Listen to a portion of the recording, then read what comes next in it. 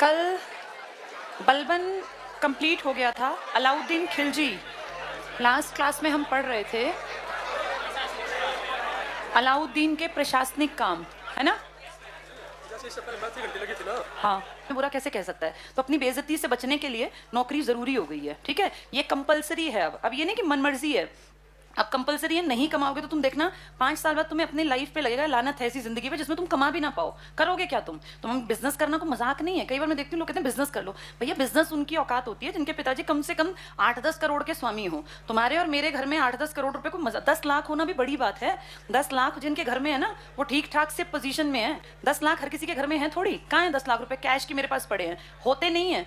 हमारे खुद के घर में जब हम लोग स्टार्टिंग में देखें तो लाख रुपए होना बड़ी बात थी, आज से लगभग 30 साल 35 साल पहले। और अभी भी मुझे याद है जब मेरी बेटी बहुत क्रिटिकल बीमार थी तब 5-7 लाख रुपए होना बड़ी बात थी। और 5-7 लाख मतलब कि आप अच्छे घर से हैं। आज भी 10 लाख रुपए हर किसी के घर में नहीं है। नौकरी पेशा के भी 10 लाख रुपए जुड़ना बड़ी मुश्किल होता है। वो तो सरकार कुछ पैसे कटवाती जबरदस्ती है और सरकार कुछ ऐड करती है, इसलिए नौकरी पेशाओं को रिटायरमेंट पे 20-30 लाख रुपए मिल जाते हैं, नहीं तो इतने जुड़ नहीं पाते। और खेती तुम सबके घरों में कोई ना कोई करता होगा। खेती करने वाला चाहे कितना ही बड़ा जमींदार हो, पैसे बच के भी वो यूज नहीं कर पाता क्योंकि अगले साल की खेती का क्या भरोसा। तो अपनी लाइफ को अगर तुम्हें ढंग से चलाना है ना तो नौकरी इकलौता रास्ता है। बिजनेस करना हर किसी के बस का नहीं है और बिजनेस चलो को तुम्हारा शुरू करवा भी देगा। मान लो गिरते पड़ते पेरेंट्स ने किसी तरह कुछ भी बेच बाच के बिजनेस शुरू करवाया तो क्या गारंटी है कि बिजनेस चल जाएगा? दुनिया दुकानें बंद भी तो करती घूमती है। तो सबसे आसान है अपने ऊपर मेहनत कर लो।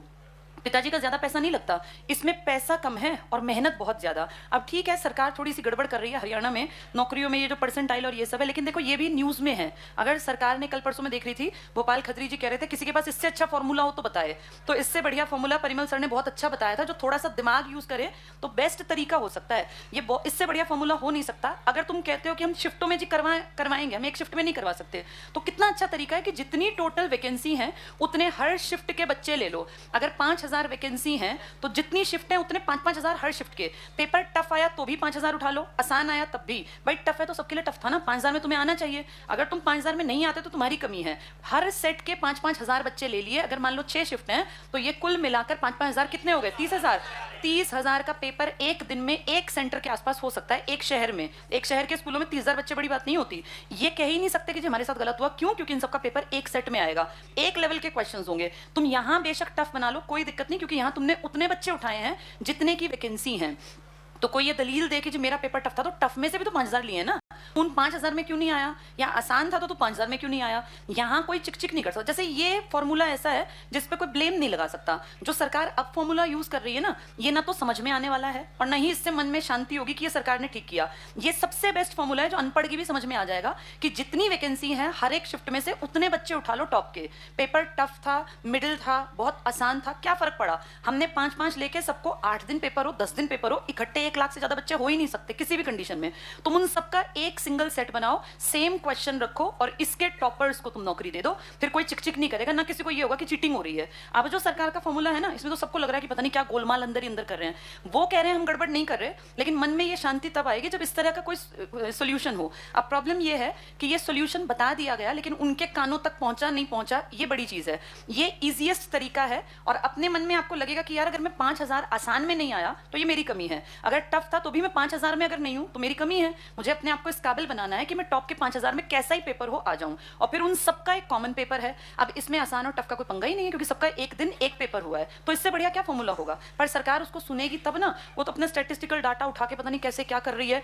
सबको लग रहा है मेरे साथ गलत हुआ। तो अगर सबको ऐसा लग रहा है ना तो फिर सरकार को सोचना चाहिए कि ऐसा कैसे ना लगे। ये बेस्ट तरीका है, पर देखो उनके कानों तक कब ये तरीका पहुंचेगा। चलो हम लोग अपना पढ़ सकते हैं या थोड़ी सी कोशिश कर सकते हैं। अब कोशिश करने की जितनी हो सकती है उतनी की जा रही है, पर उसमें भी अब तुम नौकरियों के पेपर तुम्हारे सिर पे से निकल जाएंगे तो बेवकूफ़ी होगी। इन पे भी पूरा ध्यान रखना। और हमारे पास दूसरा कोई ऑप्शन नहीं होता। एक नॉर्मल एवरेज परिवार के बच्चे को सिर्फ और सिर्फ नौकरी ही जिंदगी को आगे बढ़ाती है, बाकी दूसरा कोई तरीका नहीं है। कल हम लोगों ने लास्ट लगभग पहुंच गए थे बड़े से आदमी के बारे में पढ़ते पढ़ते, अलाउद्दीन खिलजी। इस आदमी के प्रशासन को बेस्ट क्यों मानते हैं?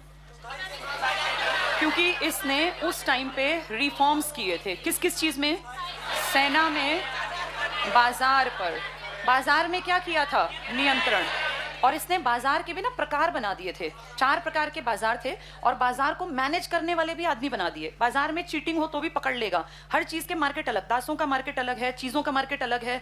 जैसे शहनाई मंडी बना दिया कि भाई जो मंडी पे नजर रखेगा, शहनाई मंडी। ऐसे ही इसने सेना में स्थायी सेना बनाई, घोड़ों को दगवाने की, भाई दाग दो घोड़े को, सरकार का घोड़ा पता चले, सैनिकों के हुलिये लिखना, और सेना के लोगों को नगद वेतन देना, ये सबसे इंपॉर्टेंट था। इसने सैलरी सबको कैश दी ताकि कैश को वो यूज कर पाए। इससे पिछले वाले जमीन बांटते थे, याद है एकता में, भाई ये जमीन तेरी, जमीन बेच के कोई इस्तेमाल नहीं कर सकता, पैसा इस्तेमाल कर सकता है, तो इसकी सेना को खर्च करने के लिए पैसा देता था। इसने एक बड़ी सेना बनाई, स्थायी सेना, और इतनी बड़ी सेना को अगर ये नगद देगा, इस मतलब इसका बहुत सारा खजाना खाली भी होगा। इस खजाने को भरने के लिए इसने कहा कि भाई मुझे टैक्स बढ़ाना पड़ेगा, तभी तो मेरा खजाना भरेगा, और जब खजाना भरेगा तभी मैं स्थायी सेना को सैलरी दे पाऊंगा। अगर चीजें बहुत महंगी होंगी तो सैलरी मोटी देनी पड़ेगी। इसलिए इसने कहा बाजार पे नियंत्रण रखो ताकि चीजों की कीमतें लिमिट में रहें, और अगर कीमतें लिमिट में होंगी तो थोड़े पैसों में भी काम चल जाएगा। जैसे आज अगर देखें, पेट्रोल लगभग 100 रुपए के हेरफेर में है, कभी 95 कभी 99, मतलब 100 एक एवरेज मान लें।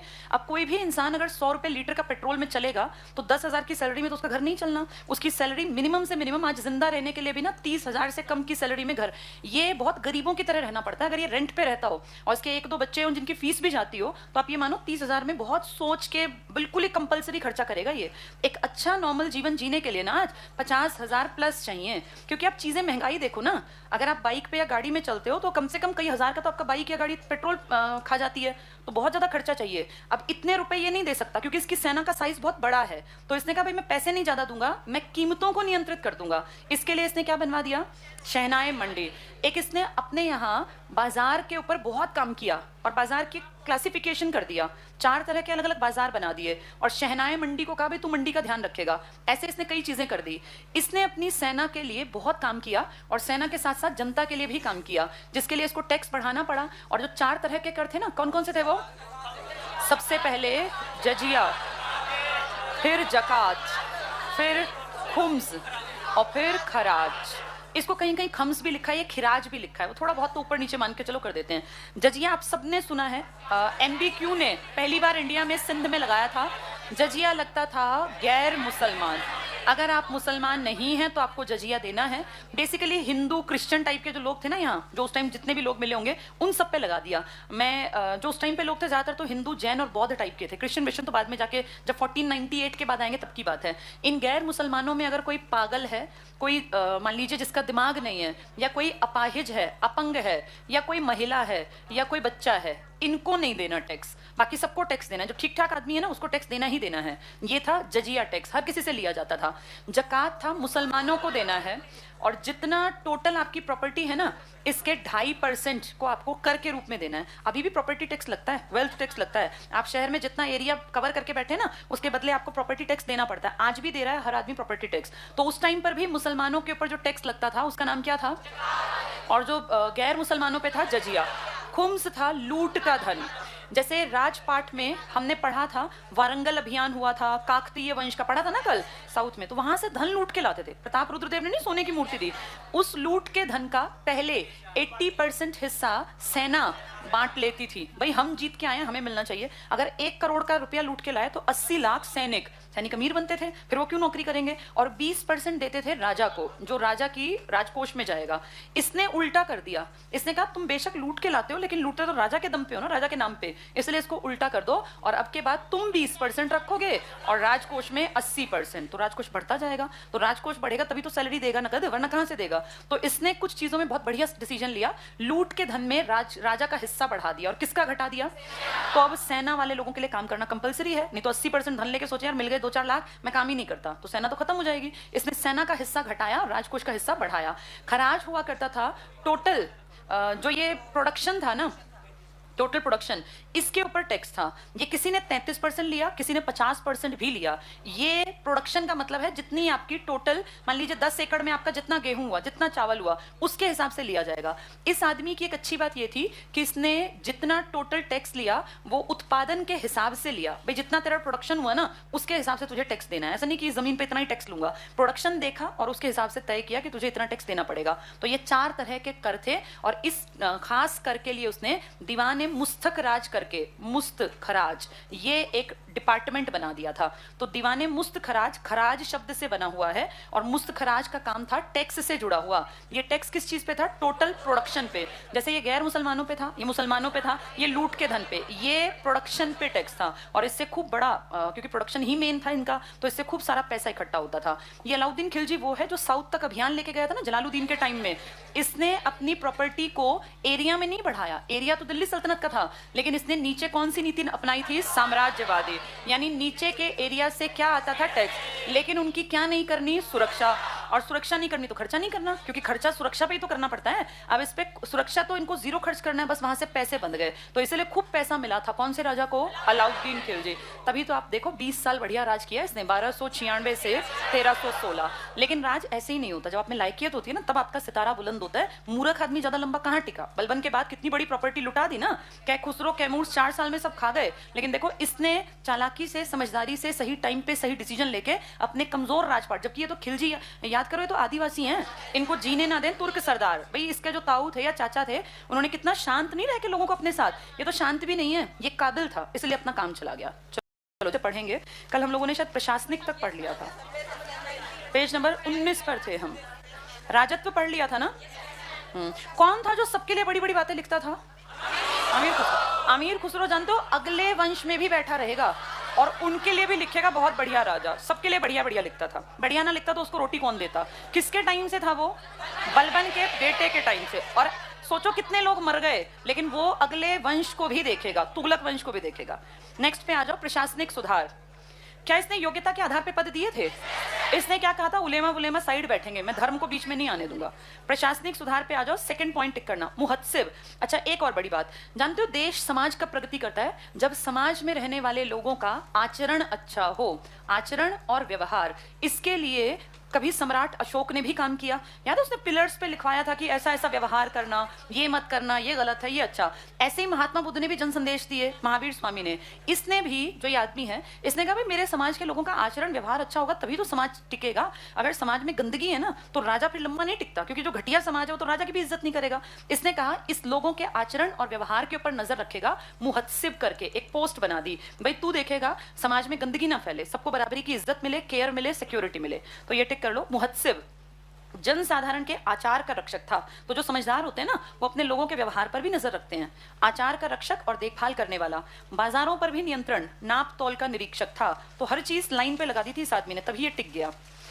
नेक्स्ट पेज पर पहला पॉइंट टिक करना, अलाउद्दीन ने गुप्तचर पद्धति को पूर्णतया संगठित किया। याद करो इसने कहा था मेरे खिलाफ ये अमीर प्लानिंग करते हैं, षड्यंत्र करते हैं, और इनको उसने शराब पीने से टोका और इसने इनको इकट्ठे बैठने से टोका। और इसने कहा गुप्तचर एक्टिव रहो, कहीं कोई गड़बड़ हो तुरंत मुझे बताओ। अब आज भी तो ऐसा ही है, सीआईडी सीबीआई सब यही तो करते हैं।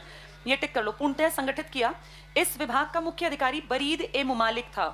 अनेक बरीद थे, बरीद ना जगह जगह की, जैसे खबरी नहीं रखती पुलिस, ऐसा काम तब बरीद करते थे। नेक्स्ट पॉइंट टिक करना, अलाउद्दीन ने अनेक सूचनादाता नियुक्त किए जिन्हें मुनहियन या मुनही जो मुनहिन कहलाते थे। यानी बरीद जैसा ही मुनही था, मुनही जाके इन्फॉर्मेशन देता, भाई वहां 10 लोग इकट्ठे होकर कुछ प्लानिंग कर रहे हैं, तो फिर ये बात बताता था बरीद को, और बरीद बताता था राजा को, जी एरिया में वहां विद्रोह हो सकता है, क्रांति हो सकती है। मैंने शायद कई बार आपको बताया, यहाँ पे ना हर जगह जहां भी थोड़ी सी भीड़ है, जैसे तुम यहाँ बड़ी संख्या में आते हो ना, तो कोई बड़ी बात नहीं है, यहाँ रोज इस गली में 2-4 बार सीआईडी वाले अपने नॉर्मल कपड़ों में घूमते हो, जो तुम्हें और हमें पता भी ना चले, बहुत नॉर्मल बात है। जहां थोड़ी सी भीड़ होती है ना, वहां ये सीआईडी वाले अपने आदमियों को ड्यूटी लगा देते हैं। इनका कोई काम नहीं होता, बस ये वहां रोज एक चक्कर मारेंगे और थोड़ा सा नजर में रखेंगे, कहीं भी कुछ भी गड़बड़ होगी तो तुरंत ये ऊपर के महकमे को बता देंगे। तो ये जो सीआईडी है ना, ये हर टाइम, जो आज एक्टिव है तब भी तो एक्टिव रहती थी। इनका नाम क्या रख रखा था तब? ये बरीद और मुनही। सैनिक सुधार पे आ जाओ। सैनिक सुधार में पहला टिक करना, किलों या दुर्गों में अनुभवी और विवेकशील सेना नायक नियुक्त किए गए, जिन्हें कोतवाल कहा जाता था। इसका एक दोस्त भी तो था, वो दिल्ली का कोतवाल, जिसने कहा तू धर्म क्यों चलाएगा, तू क्यों अपने आप को बराबरी मान रहा है। क्या कहा था इसने? मैं द्वितीय सिकंदर हूं। उसने बड़ी समझदारी से इसको रोक लिया। तभी कहते हैं सलाहकार बड़े इंपॉर्टेंट होते हैं। सेकंड पॉइंट अंडरलाइन करना, अलाउद्दीन ने सेना का केंद्रीयकरण किया। उसने स्थायी सेना के गठन हेतु सीधी भर्ती की और केंद्रीय कोषागार से सैनिकों को नकद वेतन, इसमें स्थायी सेना और नकद वेतन टिक कर लो। अब जब नकद वेतन देगा तो उसको पैसे ज्यादा चाहिए, तो ये टैक्सेस पे काम करेगा। कितने टैक्सेस पर? 4। कौन कौन से? जजिया, जकात, खुम्स, खराज।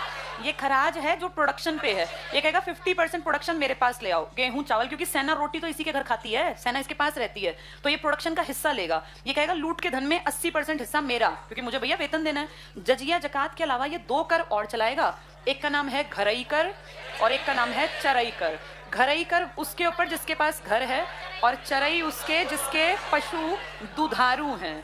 अब किसी के पशु दूध नहीं देते तो नहीं लेगा ये उससे कर, जिसके पशु दूध देते हैं ना उसको कर देना पड़ेगा, जिसको नाम क्या दे दिया, चरई कर। चरई लगता है चरने वाले हर जानवर पे, ऐसा नहीं था, दुधारू पशुओं पर था चरई कर। ये पढ़ो आगे, सैनिकों को नगद वेतन। आर्थिक सुधार पे आ जाओ, अगली हेडिंग पर पहला पॉइंट पढ़ लो।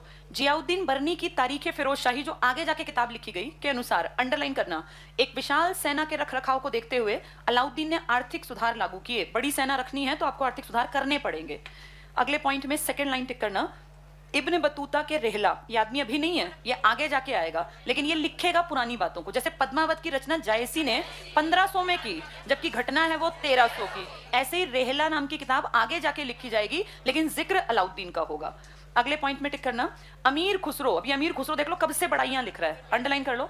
अमीर खुसरो के अनुसार अलाउद्दीन के बाजार नियंत्रण का उद्देश्य आम प्रजा को राहत पहुंचाना था। ये हमेशा राजाओं की बड़ाई करता रहेगा, क्योंकि इसको भी तो बैठ के आराम से जीवन काटना है, तो ये कह रहा है ये जो इतना स्ट्रिक्ट है ये तुम्हें राहत देने के लिए स्ट्रिक्ट है। इसके बाद एक पॉइंट छोड़ दो, उससे अगले की तीसरी लाइन टिक करना, बिस्वा, ये यूनिट थी मापने की, पैमाइश की मानक इकाई, जैसे अब करते हैं ना कि भाई किलोमीटर मीटर लीटर टाइप का, ऐसे बिस्वा। अगले पॉइंट में सेकंड लाइन टिक कर लो, बाजार में निश्चित कीमतों की स्थिरता, एमआरपी तय कर दिया हर चीज का, एमआरपी है ये उसके राज्य की सर्वाधिक महत्वपूर्ण उपलब्धि। तो सबसे बेस्ट काम क्या किया इसने, हर चीज का एमआरपी, और क्या उस पर नजर रखने के लिए कोई मंडी का हेड बनाया था। अगले पॉइंट को देखना, अलाउद्दीन ने राशनिंग व्यवस्था भी लागू की। राशनिंग, पीडीएस जिसको बोलते हैं, पब्लिक डिस्ट्रीब्यूशन सिस्टम, आज तक तुम्हारी सरकार चला रही है ये। इसी में नेक्स्ट लाइन पीछे टिक करना, शासकीय अन्न भंडार बनाए। मैंने क्या कहा, लोगों के प्रोडक्शन में से हिस्सा लेता था, और क्या बना लिया इसने, अन्न भंडार। भाई राजा की सेना भी तो रोटी खाएगी। नेक्स्ट पॉइंट टिक करो, अलाउद्दीन ने शहना, शहनाए मंडी, हेड था ये मंडी का, मंडी 4 तरह की थी, ये टिक कर लो शहना, ये बाजार का केयर टेकर था, सुपरिटेंडेंट ऑफ मार्केट, बाजार का अधीक्षक। तो पूछेंगे बाजार के अधीक्षण के लिए कौन सी पोस्ट क्रिएट की गई, शहना ए मंडी, जो मंडी पे नजर रखता था। नेक्स्ट टिक करना, सराय ए अदल, इसका शब्द का मतलब होता है न्याय का स्थान, पर बेसिकली ये मार्केट था जहां सूखे मेवे, कपड़े, जूते सब बिकता था, तो ये मार्केट का शब्द है। लेकिन अगर इसको तुम ढूंढोगे कि इसका मतलब क्या होता है, तो इसका मतलब है न्याय का स्थान। ये टिक कर लो, सराय अदल, न्याय का स्थान, ये इसका शाब्दिक अर्थ है, मतलब नहीं है यहाँ पे। निर्मित वस्तुओं और बाहर के प्रदेशों, अधीनस्थ राज्यों, विदेशों से आने वाले माल का बाजार, टिक कर लो, जितना भी माल बिकता था उसका मार्केट का नाम था सराय अदल, जबकि सराय अदल का मतलब क्या होता है, न्याय, न्याय का स्थान। इसके बाद अगले लाइन को टिक करना, विशेष रूप से सरकारी धन से सहायता प्राप्त बाजार था। तो पूछ लेंगे सरकारी धन से चलने वाले बाजार का नाम क्या था, सराय अदल। सराय अदल का शाब्दिक मतलब होता है न्याय का स्थान। इसने कौन सा बड़ा अफसर बनाया, भाई तू ध्यान रखेगा, शहनाए मंडी। इसने जगह जगह मुहत्सिब बना दिए थे, सबका आचरण पे ध्यान रखो, व्यवहार पे ध्यान रखो। इसके बाद अगले पेज पे आ जाओ, अलाउद्दीन पहला शासक था, इसको अंडरलाइन कर लो, तुर्की सुल्तानों में जिसने वित्तीय और राजस्व सुधारों में गहरी रुचि ली थी। इसने पैसे पे और टैक्स पे बहुत सोच समझ के काम किया, जबकि अनपढ़ था ये, तब भी इसने इतनी अच्छी प्लानिंग की। नेक्स्ट टिक करना, उसने सबसे पहले उन समस्त भूमि अनुदानों को वापस ले लिया जो अमीर वर्ग को, फ्री में नहीं बांट रखी थी जमीनें, और ये अमीर शराब पीते और इसके खिलाफ प्लानिंग करते, तो इसने कहा वापस दो जमीन मेरी, और क्या बना दिया, खालसा, राज्य की जमीन। तो ये पढ़ लो, समस्त भूमि अनुदानों को वापस, इतना टिक करके आगे पढ़ लो, जो अमीर वर्ग को, शासकीय कर्मचारियों को, विद्वानों को, धर्मशास्त्रियों के पास राज्य की ओर से दी गई भेंट थी, गिफ्ट था ये। अनुदान या पुरस्कार, इनाम या वकफ, अभी भी सुना तुमने, वकफ बोर्ड की जमीनें होती हैं और वो कोई उन पे कुछ कर नहीं पाता। वकफ बोर्ड की जमीन पे आज तक लोग बैठे हैं, तुम देखो, वकफ बोर्ड मुस्लिम कम्युनिटी को जो जमीनें उस टाइम कभी भेंट दी गई थी सुल्तानों के टाइम, आज तक वो जमीनें तुम्हारे शहरों के बीच में करोड़ों की कीमत है उनकी, लेकिन वो वकफ बोर्ड की जमीन है ना, वहां रेजिडेंशियल कॉलोनी बनेगी और सिर्फ वकफ बोर्ड जैसा चाहेगा वैसा वहां चलेगा। तो आज 2022 में तुम एंट्री करने वाले हो, लेकिन सुल्तानों के काल की वकफ जमीनें आज तक एग्जिस्टेंस में है, इतने साल बीत गए।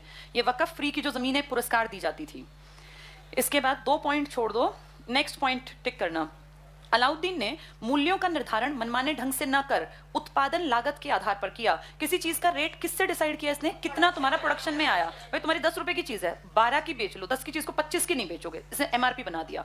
नेक्स्ट टिक करना, कर प्रणाली, अलाउद्दीन ने उपज का 50%, पहले वाले कितना लेते थे 33%, इसने कितना किया 50%। क्यों करना पड़ा इसको इतना, क्योंकि सेना का पेट भरना है, उसको पैसे देने हैं। 50% बहुत बड़ा था ये। भूमि कर, के रूप में निश्चित किया। तो भूमि कर 50%, खराज था ये, किस पे लगता था ये? टोटल प्रोडक्शन पे। ये पैसे भी लेता था और सामान भी, भाई गेहूं चावल तो वो दे जाओ, नहीं तो पैसा दो। नेक्स्ट चेक करना, अलाउद्दीन भारत का पहला मुस्लिम शासक था जिसने भूमि की वास्तविक आय पर राजस्व निश्चित किया। इसने अंदाजा लगाया या उसकी पैमाइश करवाई? पैमाइश करा के देखा 1 एकड़ में कितना निकलता है, इसका 50% तुम मुझे दोगे। पहले वाले क्या थे जी, यहाँ 100 बोरी होते, ठीक है 20 पकड़ा जाओ, 25 पकड़ा जाओ। इसने कहा नहीं, जितना प्रोडक्शन है उसका आधा तुम देके जाओ। इसने हर चीज को बहुत तरीके से लागू करवाया। ये इंपॉर्टेंट है, पहला मुस्लिम शासक जिसने भूमि की वास्तविक आय पर राजस्व निश्चित किया। 2 पॉइंट छोड़ दो, अगला पॉइंट, राजस्व नकद भी लेता था ये और अनाज, दोनों के रूप में, क्योंकि सेना को खाने के लिए चाहिए तो कहता था अनाज भी दे जाओ, टैक्स देना है किसी भी फॉर्म में। नेक्स्ट भी टिक कर लो, राजस्व के अतिरिक्त अलाउद्दीन ने आवास कर लगाया घरई कर या घरी कर, और चराई कर लगाया कौन से पशुओं पर? दुधारू। ठीक है, नेक्स्ट टिक करना, जजिया किस पर था ये? गैर मुसलमान, बेसिकली हिंदुओं पर था। ये टिक कर लो, गैर मुसलमानों पर। स्त्रियों को अंडरलाइन करना, स्त्रियों को, बच्चों को, विक्षिप्त जो मेंटली रिटार्डेड है, पागल है, कोई इस तरह का, विकलांगों से नहीं लिया जाता था। खुम्स टिक कर लो, युद्ध में लूट का धन, राज्य को पहले 5वां हिस्सा मिलता था और 4/5 हिस्सा सैनिकों में बांट दिया जाता था। किंतु अलाउद्दीन और MBT ने, जो बहुत पढ़ा लिखा है आगे, ने खुम्स का 80% भाग राज्य के भाग के रूप में, या 4/5 भाग, पहले कितना था? 1/5, इसने कितना लिया? 4/5। नेक्स्ट टिक कर लो, जकात, ये सिर्फ किस पर था? मुसलमान, और टोटल उनकी संपत्ति का 2.5% का टैक्स था। टिक करना, केवल मुसलमानों से लिया जाने वाला धार्मिक कर था, संपत्ति का 2.5%, 40वां भाग काट दो, वो दूसरी सेंस में था, 40वां को काट दो, 2.5% टिक कर लो। तो ये 2.5%, कौन सा कर? 50% था, खराज, जिसके लिए एक बड़ी डिपार्टमेंट बनाए गए, मुस्तक खराज ना। चलो नेक्स्ट पढ़ना, जकात हो गया। सैनिकों को नकद वेतन देने वाला दिल्ली का पहला सुल्तान, तो किसने सैलरी रुपए पैसे में दी? खिलजी ने। नेक्स्ट पॉइंट टिक करना, राजस्व और लगान व्यवस्था का मुख्य उद्देश्य एक शक्तिशाली और निरंकुश राज्य की स्थापना करना।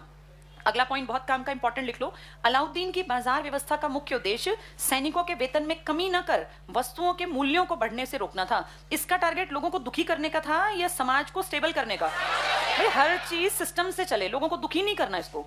नेक्स्ट पॉइंट टिक करना, अलाउद्दीन के समय में विशाल प्रदेशों को खालसा भूमि में चेंज कर दिया। खालसा भूमि किसकी थी? कौन से विशाल देश? पहले गिफ्ट नहीं बांट रखे थे फ्री के, इसने कहा वापस दो सारे गिफ्ट, और ये कोई एक्स्ट्रा जमीन नहीं रखनी, जितनी जमीन तुम्हें एक्स्ट्रा गिफ्ट मिली है वो सब किसकी है? देश की, और उसको नाम दे दिया खालसा। नेक्स्ट टिक करना, खालसा भू क्षेत्रों से लगान राज्य द्वारा वसूल किया जाने लगा। तो जो बड़ी बड़ी प्रॉपर्टी थी, अब इसका लगान किसको मिलने लग गया? राज्य को। अगले पॉइंट में पढ़ लो, अलाउद्दीन ने राजस्व व्यवस्था से भ्रष्टाचार और लूट को समाप्त करने के लिए, वेरी वेरी इंपॉर्टेंट, दीवान ए मुस्त खराज, कौन से टैक्स से जुड़ा है ये? खराज, जिसमें कितना परसेंट? 50% प्रोडक्शन का। ये टिक कर लो, दीवान ए मुस्त खराज नामक नया विभाग। तो इसने खराज पे ज्यादा टैक्स बढ़ाया, पहले टैक्स होता था 33%, इसने कितना कर दिया? 50%। अगले पेज पर आ जाओ, भूमि की पैमाइश करवाकर, इसने हर चीज को सिस्टम से किया, जबकि ये अनपढ़ है। टिक करो, पैमाइश करवाकर सरकारी कर्मचारियों द्वारा लगान वसूल करने की व्यवस्था सबसे पहले इसने आरंभ की। तो किसने पैमाइश करवाई, उत्पादन देखा? अलाउद्दीन। ये इंपॉर्टेंट है। अमीर खुसरो, कब से पढ़ रहे हैं इसका नाम, और अमीर हसन, इनको संरक्षण प्रदान किया। अलाउद्दीन द्वारा बनवाया गया अलाई दरवाजा, आज भी कहाँ है ये?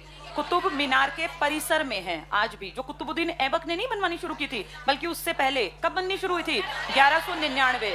पहले 1193 से और 98 तक मस्जिद बनाई थी कुव्वतुल इस्लाम, फिर कुतुब मीनार 99 से लेकर 1220 तक वहीं पर। इसके बाद टिक करना, तुर्की कला का एक श्रेष्ठ नमूना है अलाई दरवाजा। इसके बाद इसका बेटा हुआ महानिकम्मा, नाम रखा था मुबारक शाह, लेकिन उसने कोई मुबारक नहीं फील कराया किसी को, और अपने आप बन के अपना राजा, और इतना पागल था, बोला मैं ही खलीफा हूँ, मैं ही भगवान हूँ। तो लंबा नहीं टिका, ऐसा मूर्ख कितने दिन चलेगा? बाप ने कितना काम किया, और ये महामूर्ख उसके काम को 3-3.5 साल में डुबो देगा। पहला पॉइंट देखो इसका, मुबारक शाह खिलजी अपने पिता अलाउद्दीन के कठोर आदेशों को रद्द कर दिया। पता क्या होता है, जिसको जमना है ना, ये मान के चलो उसको थोड़ा सा कठोर बनना पड़ेगा। भाई घर में अगर पिता कठोर ना हो तो बच्चे बिगड़ेंगे ही बिगड़ेंगे। ये दिखावटी बात नहीं है, ये सच्ची बात है। जिनके पिता थोड़े से स्ट्रिक्ट होते हैं ना, बहुत ज्यादा स्ट्रिक्ट नहीं लेकिन थोड़ा सा स्ट्रिक्टनेस, यानी पिता का थोड़ा सा डर हर बच्चे में जरूरी है। वो डर बच्चे को सही दिशा में मोड़ के रखता है। आजकल के बच्चे पिताजी से डरना बंद हो गए, देखो बच्चे बिगड़ने में तो ज्यादा लग गए। पहले हमारे टाइम में ना, फादर की एंट्री का मतलब टीवी बंद और किताब को देखना, किताब को पढ़ना। हमारी इतनी हिम्मत थोड़ी थी कि पापा बैठे हम टीवी देख रहे हैं, और टीवी में उस टाइम तो कुछ बकवास आती भी नहीं थी, न्यूज़ और यही आता था, तब भी हम टीवी बंद कर देते थे। आजकल के बच्चे, भाई तुम कहोगे बेटा रिमोट देना, तो चलो हमारा नाटक चल रहा है इसमें, तो कुछ समझता ही नहीं है। अब ज्यादा फ्रीडम मिल गई, अब आप ये कह के डरा नहीं सकते अगली पीढ़ी को कि तुम्हारे पापा से शिकायत करेंगे। माँ से फिर भी डरते हैं, लेकिन पिताजी से कोई नहीं डरता अब। इसीलिए बच्चे जो है ना, तुम्हारी पीढ़ी तो पुरानी पीढ़ी हो गई, तुम्हारी बात नहीं कर रही मैं। जो बच्चे पैदा होके 4-5 साल के हैं ना, इनको पिताजी से कोई डर नहीं। देखो, जैसे बहुत सारे लोग कहते हैं कि पिता का डर नहीं होना चाहिए। मैं ये नहीं कह रही कि पिताजी को देखते ही थर-थर कांपना चाहिए, लेकिन पिता का इतना भय जरूर हो कि बच्चा गलत काम करने से पहले मन में सोचे कि अगर पापा को पता चल गया तो फिर क्या होगा। ये डर बहुत जरूरी है। जो ये अलाउद्दीन था ना, इसने वो डर बैठा दिया था। इसका बेवकूफ लड़का आया और बोला मेरे पिताजी का दिमाग चला हुआ था, ज्यादा कठोर थे, इसलिए मैं लीनियंट बनता हूँ और सारी संपत्ति को डुबो देगा ये मूर्ख आदमी। देखो जरा, कठोर आदेशों को रद्द कर दिया और स्वयं को खलीफा घोषित। ये अपने बाप को क्या समझे जब ये किसको नहीं मान रहा? खलीफा। ये कह रहा खलीफा, पर मैं ही खलीफा हूँ, तो ये क्या समझेगा? स्वयं को खलीफा घोषित कर दिया। ऐसा करने वाला सल्तनत का पहला शासक। सोचो, बलबन नहीं कर पाया ये काम, जो कि कितना समझदार था, 40 साल राज कर गया। इसके पिताजी अनपढ़ होते हुए इंटेलिजेंट थे। किसी ने नहीं कहा कि मैं खलीफा हूं, और ये क्या बोला कि मैं ही खलीफा हूं, मुझे ही मान लो खलीफा। इसके बाद खुसरव शाह पे आ जाओ। ये खुसरव शाह पता है क्या था? बड़ा चालाक हिंदू था ये। इसने देखा कि भैया हिंदुओं का समय गया, तो इसने तुरंत से अपने आप को क्या बना लिया? मुसलमान। और ये इंडियन मुसलमान है। अब तक जितने लोग राज कर रहे हैं वो तुर्की मुसलमान थे ना भाई, गैर तुर्की थे तो भी अफगानिस्तान साइड के थे, इंडियन राज नहीं कर रहा था। ये जो चौथा पढ़ रहे हो ना तुम, ये इंडियन मुसलमान है पहला, सल्तनत काल का, और ओरिजिनल में ये क्या है? हिंदू। तो इसको लोग कहेंगे ये तो भैया इस्लाम का शत्रु है, इस्लाम खतरे में है वाला नारा यहाँ आ जाएगा। ये टिक कर लो इसमें पहला पॉइंट। खुसरव शाह में इसका कोई सनी नहीं लिखा, बस 1320 लिख के छोड़ दिया, क्योंकि ये टिका ही नहीं। हिंदू धर्म से परिवर्तित मुसलमान था, यानी पहला गैर तुर्की, जो कि या कह लो इंडियन मुसलमान, जो कि राजा की कुर्सी पर बैठा, वो था खुसरव शाह। ये दोनों इंपॉर्टेंट नहीं है, पूछते भी नहीं है, सिर्फ पढ़ लो। इस्लाम का शत्रु कहा लोगों ने इसको, इस्लाम खतरे में है के नारे लगाए, और जल्दी ही ये नारे फायदा दे गए तुर्कियों को।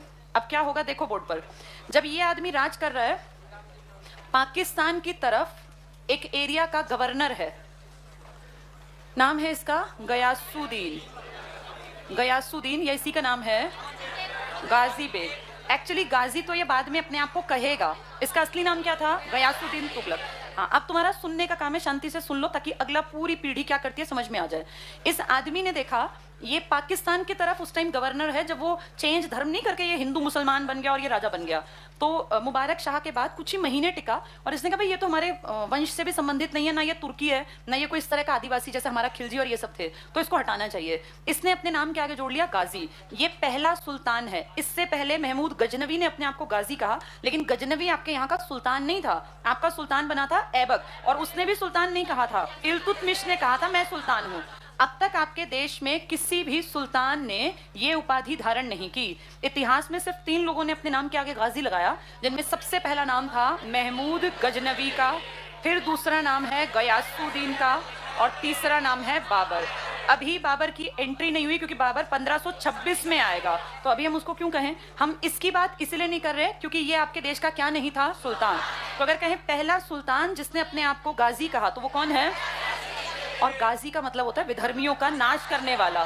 तो ये देखो ना, इसका विधर्मी इसलिए कह रहा है क्योंकि इस टाइम जब ये आएगा तब आपके देश में हिंदू जो क्या बन गया? परिवर्तित होकर मुसलमान, और वो भी ओरिजिनल नहीं है क्योंकि ये तो तुर्की वाले लोग हैं। तो ये कह रहे हैं ये कहाँ से लोग आ गए हैं, तो इसलिए इन्होंने कहा कि ये गाजी, इनका नाश करना है मुझे, और वहां से ये उत्तर पश्चिमी प्रांत से दिल्ली पे अटैक करता है, और ये जो लास्ट वाला है कमजोर सा राजा, इसको मरवा देता है, और इस तरह से यहाँ नया वंश शुरू हो जाता है जिसका नाम क्या है?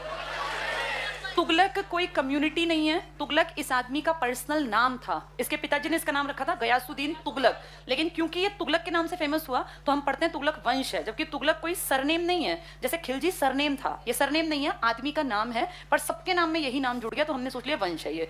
तुगलक वंश में 1320 में कौन आया है? ये गयासुद्दीन तुगलक। आदमी बहुत समझदार है। जब भी कोई पहली बार कोई चेंज करता है ना, पिछली कम्युनिटी को खत्म करता है, तो उसको बड़ा अच्छा बन के आना पड़ता है। जब मोदी जी 2014 में आए थे तो बड़े शांत बन के आए थे, क्योंकि पिछले की बुराई करके ही आगे आप आ सकते हैं। तो ये भी बड़ा शांत बनेगा और शांति से आपको संदेश देगा कि देखो मैं तो सबको बराबर मानता हूँ, तो उदार नीति अपनाएगा। याद है अलाउद्दीन के चाचा भी उदार बने थे, क्योंकि उसके पंजे तभी टिकने देंगे लोग जब वो सबके साथ अच्छा होगा। इसने कहा भैया देखो इस देश में ये हमारे धर्म का नाश करने वाला आ गया और मैं इसको खत्म करूंगा। उसको खत्म करके इसको अच्छा बनना पड़ेगा, और ये कहेगा मैं आप लोगों का भला चाहता हूं इसलिए मैं कृषि का विकास करूंगा। ये कृषि के विकास में क्या बनवाएगा? नहर। अब तक किसी की आंखें खुली नहीं थी कि नहर बनवानी चाहिए। आपके देश में नहरें पहले भी थी, हड़प्पा काल में भी थी, लेकिन इन लोगों ने, जिन्होंने आपसे इतना टैक्स लिया, कोई 50% टैक्स ले रहा है, कोई नगद ले रहा है, कोई सामान ले रहा है, किसी ने नहर नहीं बनवाई। इस आदमी ने कहा कृषि के विकास के लिए क्या करना पड़ेगा, नहरें। ये पहला इंपॉर्टेंट पॉइंट। दूसरा, इसने कहा डाक की जो प्रणाली है ना, मैं इसको बढ़िया बना दूंगा। 5 सालों में इसने कृषि पे, डाक पे और छोटी छोटी जरूरतों को ध्यान में रख के अपना काम किया। लोगों को इसने इंप्रेस कर लिया, तो लोगों ने कहा बड़ा अच्छा राजा है। अब इसका एक बहुत काबिल बेटा था जिसका नाम था जौना खां। जौना खां, जिसको हिस्ट्री में जूना खां भी कहते हैं। अब सोचो, बाप ने सबको शांत कर रखा है तो सब बेटे को भी अच्छा मानेंगे।